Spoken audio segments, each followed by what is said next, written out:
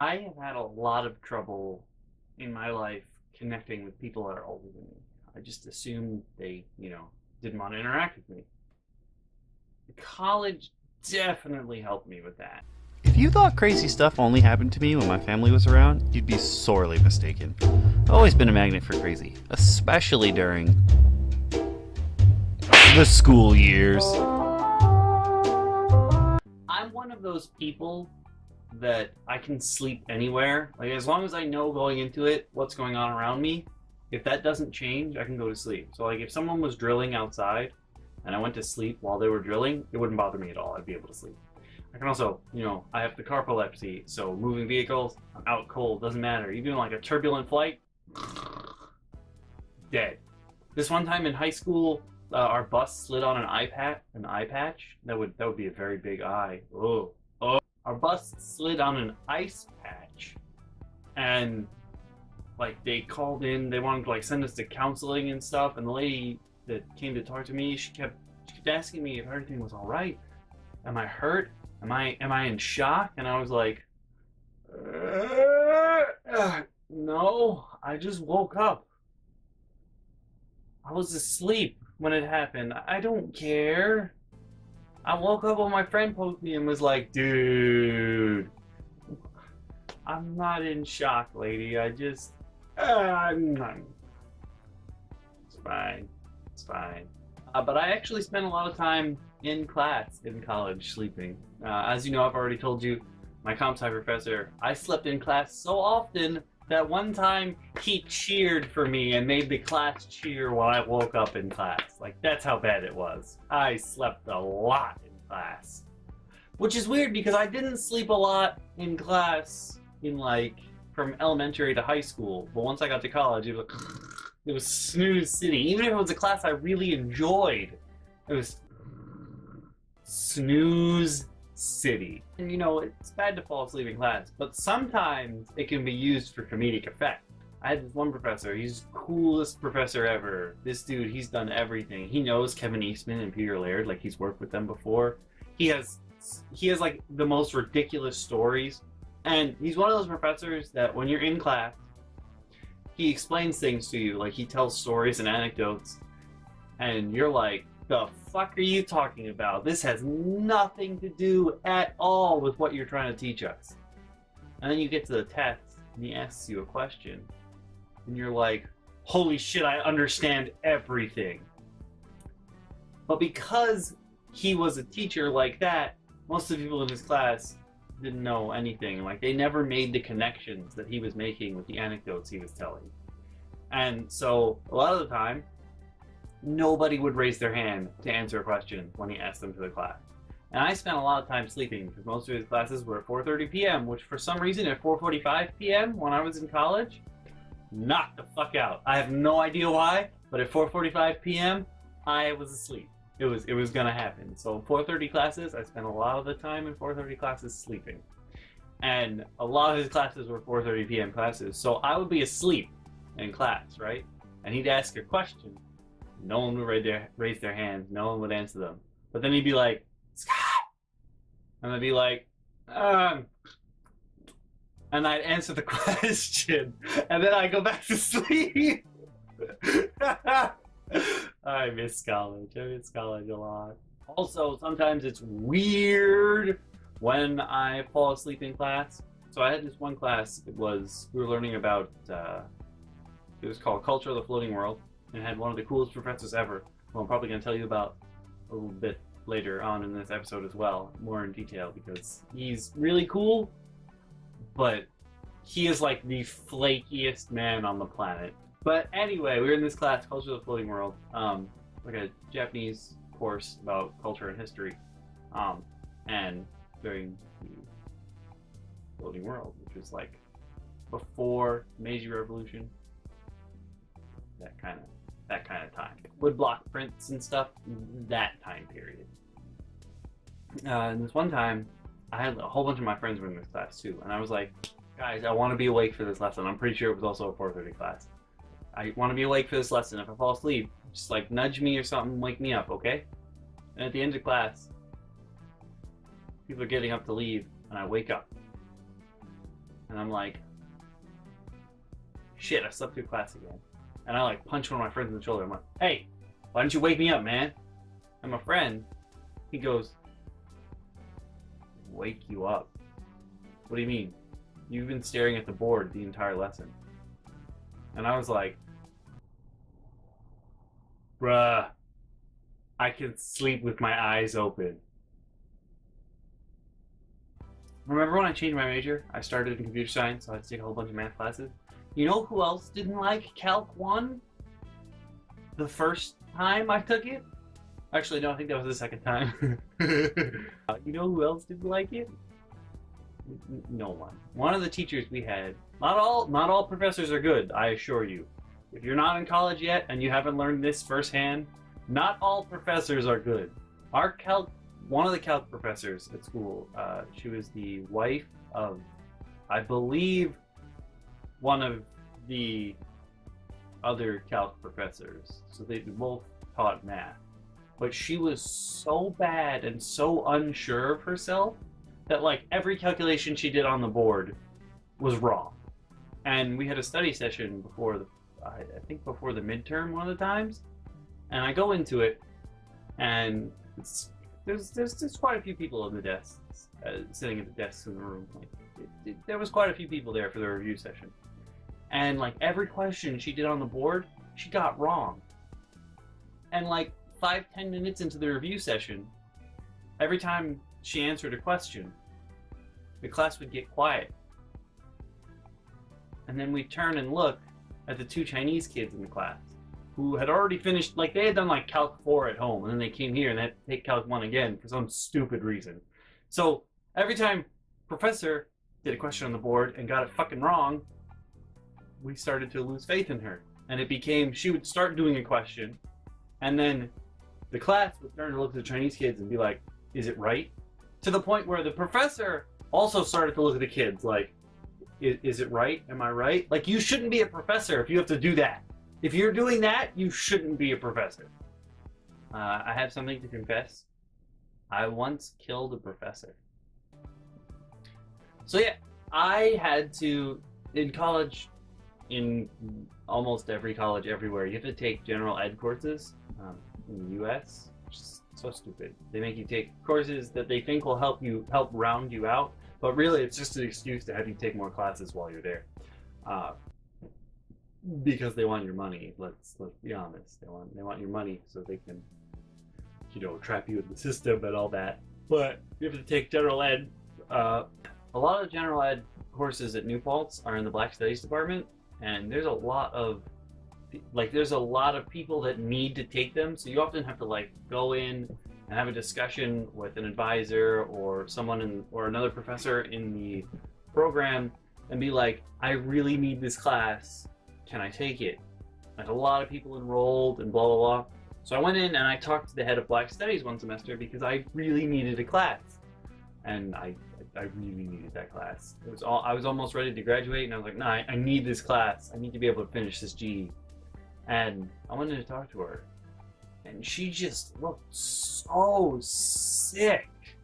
And like, she was coughing and it sounded terrible. And I was like, oh, I don't know. And I came back from the meeting, went to talk to my suite mates, and I was like, guys, I'm pretty sure the head of Black Studies is like on her deathbed. I'm pretty sure she's just about to die. And we had a break like 2 weeks later or something, and I go home and I get an email and it's like, head of Black Studies died. And I'm like, I killed her. That was me. I killed her. I said she was gonna die, and then bam, she died. What power? What power I have. And then there are just professors that you fucking hate for I was gonna say for no reason, but no, it's a very, very big reason. So one professor that's in political science, but also Asian studies at my school, and she studied abroad and lived in Vietnam for a while. She's an anthropology teacher, I believe, as well. And actually, I think anthropology is her area of study, but she's in poli science, Asian studies departments, and what have you. But she worked and lived abroad in Vietnam for the longest time, and she is, you know how like sometimes like you meet a weeaboo every once in a while and they're so fucking obsessed with anime and Japanese otaku culture that everything you say or do somehow relates to that culture, and they have to bring it up like every second and you just want to punch them in the face. Well, this lady was like that, but not for anime and video games. She was like that with Vietnam. And she pretty much started everything she ever said with, "And in Vietnam?" So, you know, she'd be walking around the classroom, we'd come in morning class, she'd be like, "Look at the sun out today. And in Vietnam, the sun also shine." You'd be like, "The fuck? I love tea here, but..." And in Vietnam, my tea was a little bit better. I had different ingredients in it. Oh, what's a... I like your sneakers. And in Vietnam? Oh, that's a nice bag you got there. And in Vietnam? What'd you eat for dinner last night? And in Vietnam? And just shut the fuck up! Like, I took a class with her. I took anthropology of tourism. And in Vietnam, anthropology of tourism has maybe like a slight mention of Vietnam in it. Maybe like one line in any of the books or writing we read. Maybe Vietnam was mentioned 5 times over the course of this semester. But literally anything and everything had to somehow relate to Vietnam. And it's cool that you love the culture. It's cool that you loved being there and studying and learning about the people. That's cool. And enjoy that. You got that to yourself. But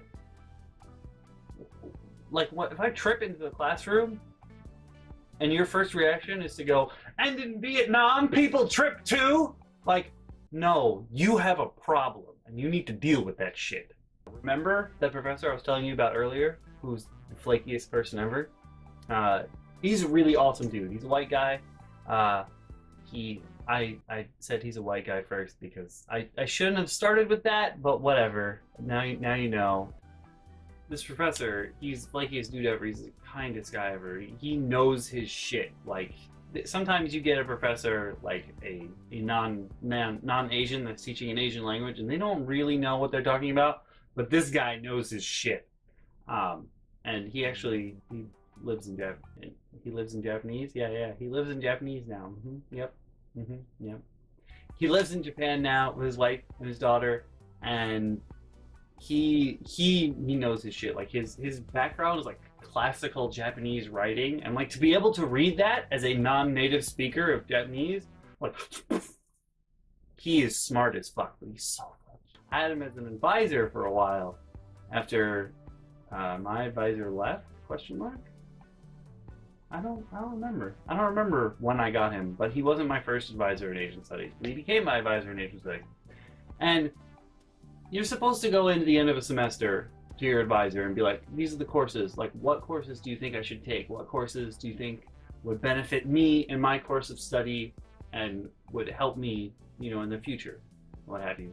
And you're supposed to go into your advisor with ideas, but I would always do the schedule myself. Be like, these are the classes that I'd like to take, and then I have like seconds and thirds and sometimes fourths because I was behind on credits since I changed my major, and that made me sign up for classes later than everyone else, and I pretty much never got the classes that I actually wanted if they were GE or anything, and so annoying. But I went in one semester with the list and the second choices and the third choices and sometimes fourth choices.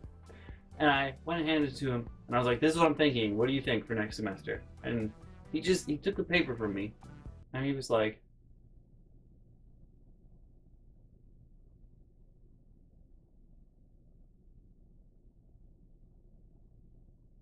You actually did what you were supposed to?"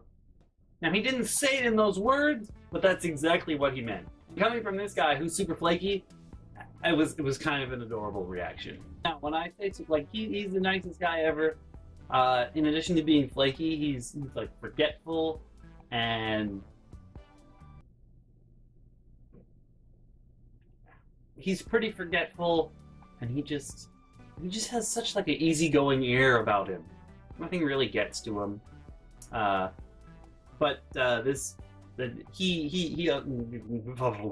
Speaking of him being forgetful, he forgot to mention, as my advisor, that in Asian studies you have to write an exit essay.